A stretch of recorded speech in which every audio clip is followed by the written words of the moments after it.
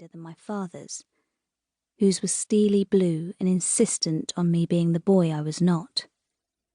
The pony had bits of straw stuck to its coat and stood in an outdoor pen with its head held low.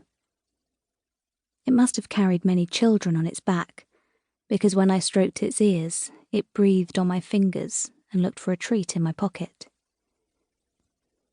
The sound of snorting and shuffling coming from inside the grey windowless building up ahead was all the encouragement I needed to go in search of more animals.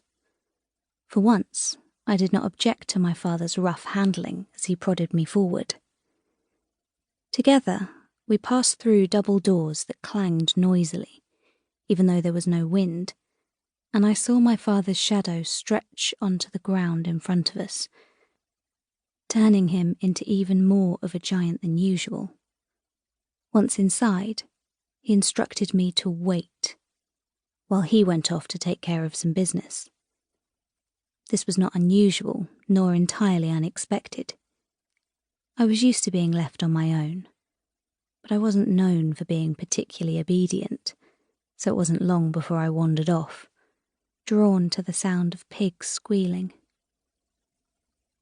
First, I had to conquer my fear of the shadows that crowded around me. The darkness had never been my friend, but I was not fond of sunshine either, preferring to remain indoors.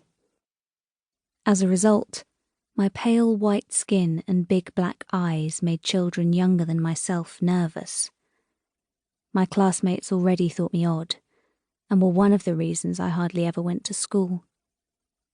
My father said I needed curing, but I did not know what he meant by that. Not yet, anyway.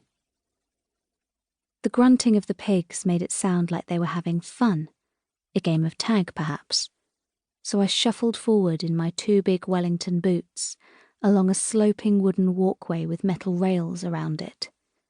It felt restrictive, as if there would not be room to turn around if I wanted to, a feeling I did not like. The smell of fresh animal dung reassured me I was getting closer. In the distance, I could hear the muffled whine of a saw and a cow frantically mooing, sounds that puzzled me because they did not seem to go together. Then, from behind me, I heard the whinny of the pony. It sounded frightened. So I stopped walking, stopped breathing, stopped feeling. By then, I was as frightened as it was. If I did hear something else, a single shot perhaps, I have long since erased it from my memory. The silence afterwards was even more unbearable, and it felt as if the blackness had pushed itself right into my face, like the clenched fist of a school bully, yet I refused to call out in fear. I had stopped wanting or needing anyone's help a long time ago. At 7, I already knew about suffering in a way that I shouldn't.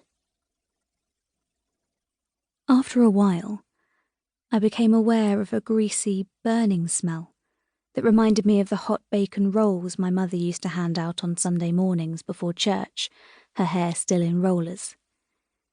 It was the kind of smell that made me want to cover my nose with my hand, but my boots noisily squelching in something sticky helped take my mind off it. When I eventually came up against a metal door that had spongy fist marks in it, I pushed it open and was greeted by a different smell, one I had no trouble identifying. My father's bed reeked of it.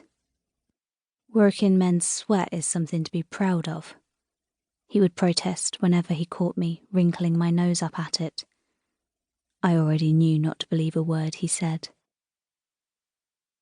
The powerful overhead lighting made me feel dizzy after the dark, but I could see enough to know that the inside of the building matched the outside. It was sterile and cold. Wherever I looked, splashes of red, purple, and green showed up against the grey concrete and gleaming metal. All around me there was laughter, as if the 3 adult men standing in front of me couldn't have witnessed anything funnier than a little girl's confusion on stumbling into their unfamiliar world. Judging by the expression on their faces, they took pleasure in it.